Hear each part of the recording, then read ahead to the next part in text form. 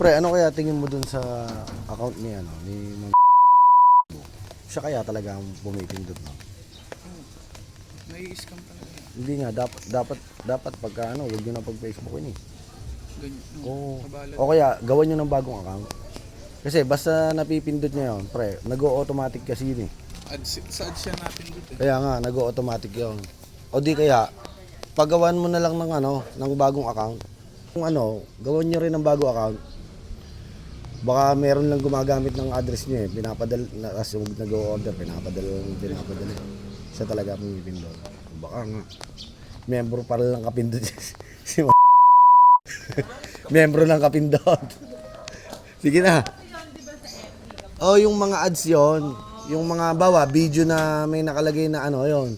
Kasi ayun na yung lalabas lagi sa ano. Kasi nga, yun, doon siya lagi, Blessing yan. kasi doon kasi yung ano eh, yung halimbawa, kung ano yung madalas mo na nire-react sa Facebook, ayun lagi lalabas sa feed mo.